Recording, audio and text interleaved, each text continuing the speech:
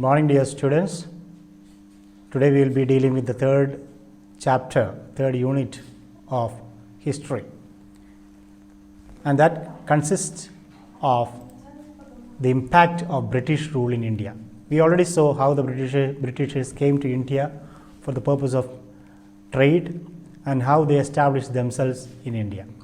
Now we see what was the effect of the British conquest in India.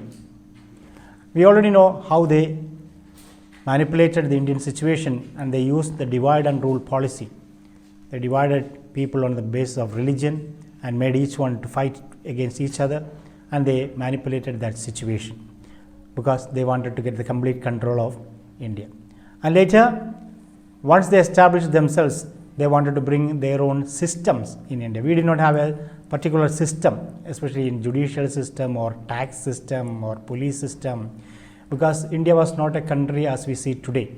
India was consisting of many small kingdoms before the British conquest. And so they wanted to establish judicial system and administrative system in India. Now we will be seeing how they established themselves and how they brought in these systems in India. One of the main area where they brought in a system was civil services. You know, now the government officials, especially the IAS officers, they are all civil servants. They write civil service exam, you know. Before the complete control of the British in India, East India Company was appointing the officers, whomever they liked. There was a lot of corruption in that. They used to take plenty of money, and they used to manipulate and nepotism, bringing their own relatives or sons or daughters, appointing, all those things were going on. So the British government in Britain decided that this East India Company should not go on doing like that. They should have a policy. So they wanted to control this East India Company about the appointment of officers. So they brought in Lord Cornwallis as the Governor General of India, and a new policy, a new act was implemented in India in 1773. That is called the Regulating Act of India. Regulate means what? You know, fan regulator, that regulates, controls. So they wanted to control East India Company's appointment of the officers in India. Then we see this Lord Cornwallis. For this purpose, he established a college in Calcutta, that is Fort William College, that was established in 1800. So all those who wanted to become civil servants or IAS officers in the present terminology, if they wanted to be higher officers, they had to study in this college. It was established in 1800. This is that college, Fort William College at Calcutta. And although it was established in 1800, many studied there. Still, East India Company directors were not happy to appoint them as the officers. So, in spite of the fact that they had an act brought in earlier, the British government still could not control this East India Company. So, in 1853 only, this competitive exams for civil services started. 1853. 1800 this was established, but 1853 only this competitive exams for civil servants were started. And no Indians were given any prominence even after that. In 1853, even if you write the exam, if you are an Indian, you are not given much portfolios or positions, because the British believed, as Lord Cornwallis says, all the natives of Hindustan are completely corrupt. That means all Indians are corrupt people. So no, we cannot make them officers. They will loot and steal the money. So that was their belief. So they did not appoint any Indians as higher officers. So once Lord Cornwallis came into picture, the first changes took place was in the judicial system. A judicial system was established. Before that, each kings were having their own system, small system. But once the whole India was formed almost, a new judicial system was brought in by the Britishers. According to this new judicial system, even before this new judicial system, we know Shah Alam, after the Battle of Buxar, had given Diwani rights to the British. They could collect a tax. So this right was given by Shah Alam. And Diwani rights means the right to collect the tax, land taxes. And after getting these Diwani rights, they had the complete right for collecting land taxes. Then what happened? The British were also having a great authority, and also the Indian kings were also having authority. Indian kings had the authority over judicial system and other revenue system and so on. But collecting the amount was by the Britishers. So we can say there was a kind of dual government system at that time. Dual government, two governments in the same country, two governments in the same kingdom, two governments. One British government, one Indian government. Both were together ruling. That was known as a dual government system. And according to this dual government system, what is this dual government means? Is a double system of administration.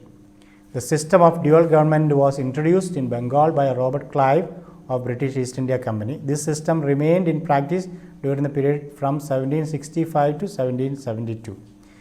Thus, we had the dual government system. Then in 1772, Warren Hastings was appointed as the new Governor General of India, British Governor General in India. He brought in lot of changes, especially in the case of judicial system.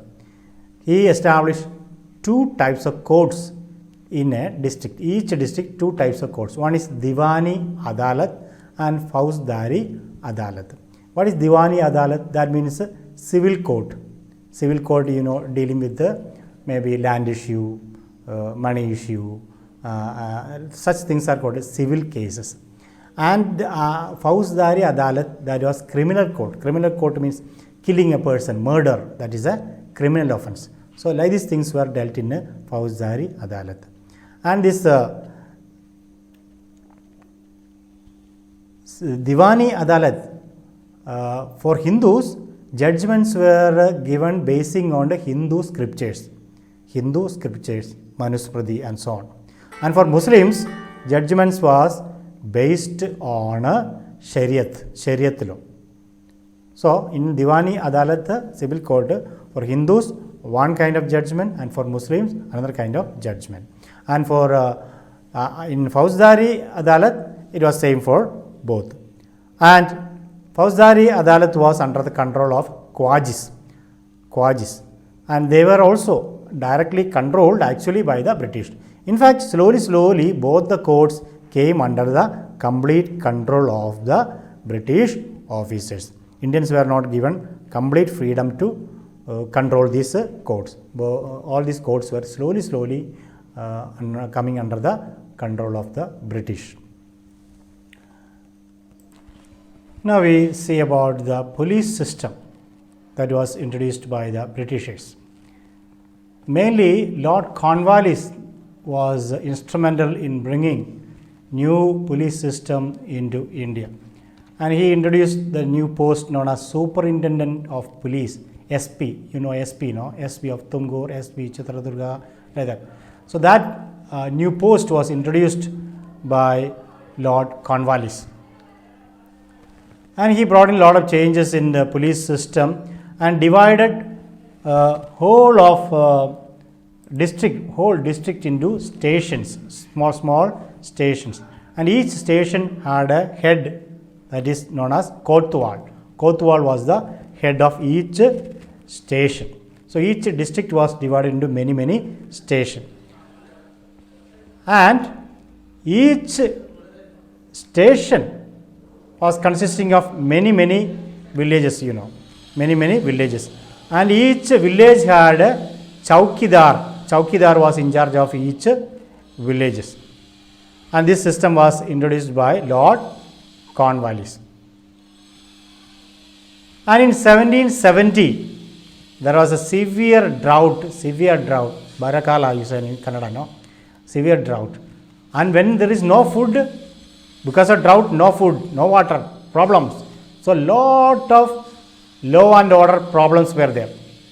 Law and order problems were plenty. Then what happened? People started fighting among themselves.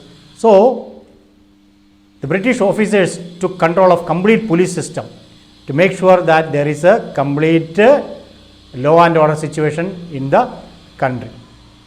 And also in 1781 the British started appointing British magistrate, and whole police were under the control of magistrate. Police was controlled by magistrate. Police under the control of magistrate. And in 1861 a new law known as police law was also introduced. And we see in 1902 police commission law, another law was also introduced by the British. One is the 1861 police law and next one is in 1902 police commission law.